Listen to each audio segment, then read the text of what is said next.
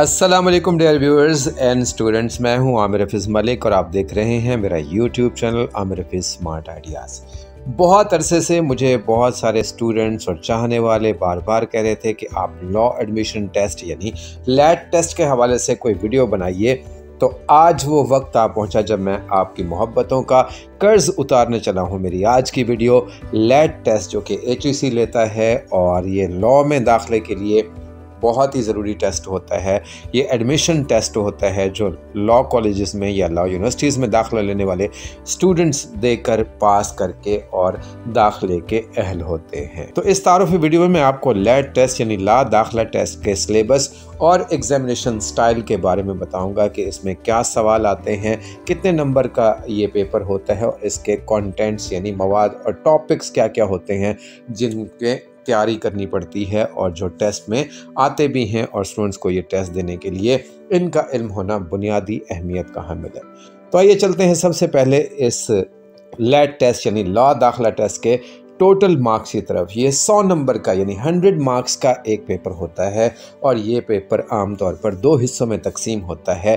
पहला हिस्सा subjective part होता है और इसके 25 नंबर होते हैं और दूसरा हिस्सा जो है वो ऑब्जेक्टिव टाइप क्वेश्चंस यानी MCQs का होता है और इसके 75 मार्क्स होते हैं।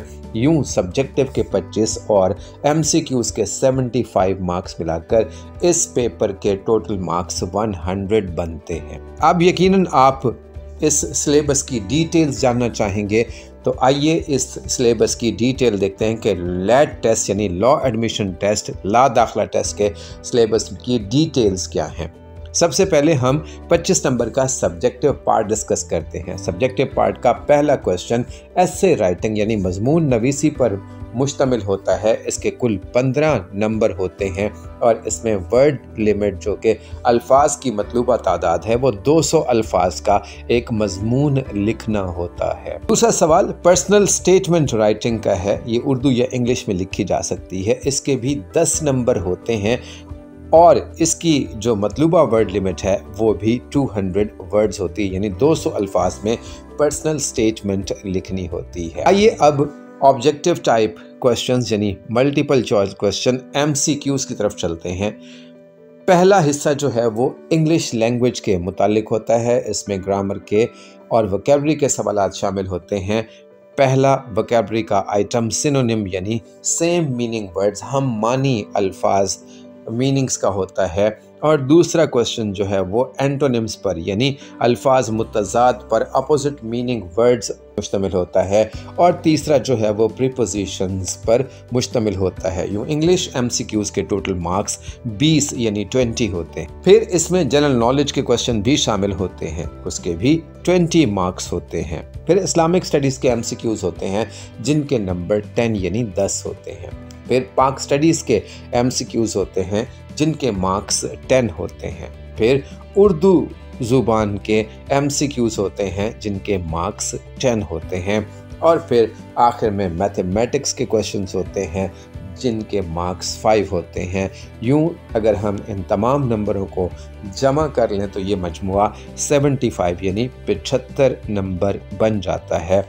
तो ये तकसीम है। अगर आप लॉ एडमिशन टेस्ट देना चाहते हैं, लॉ में दाखिला लेना चाहते हैं, तो लॉ एडमिशन टेस्ट की बुनियादी मालूमात यानी पेपर का स्टाइल क्या होता है, इसके नंबर कितने होते हैं, इसमें किस तरह के सवालात आते हैं और पेपर की तकसीम क्या है, ये जानना बहुत ही ज़रूरी था। आने वाली वीडियोस में आपको इंग्लिश एसे राइटिंग सिखाऊंगा, इंग्लिश एसे राइटिंग कैसे होती है, उसकी ज़रूरियात क्या होती हैं और आपके साथ मैं मॉडल एसे भी शेयर करूंगा, उसके अहम टॉपिक भी शेयर करूंगा। इसी तरह उससे एक और अगली वीडियो में पार्ट 3 में मैं आपके साथ पर्सनल स्टेटमेंट राइटिंग कैसे लिखते हैं, इसके टिप्स एंड ट्रिक्स क्या होते हैं, इसका स्टाइल और फॉर्मेट क्या होता है और यकीनन मैं आपके साथ पर्सनल स्टेटमेंट का सैंपल भी शेयर करूंगा। मेरे channel Aamir Hafeez smart ideas को देखते रहिए, पसंद कीजिए, शेयर कीजिए। उम्मीद करता हूँ एक और वीडियो के साथ आपके साथ बहुत जल्द मुलाकात होगी। मेरे channel Aamir Hafeez smart ideas को देखने का बहुत बहुत शुक्रिया।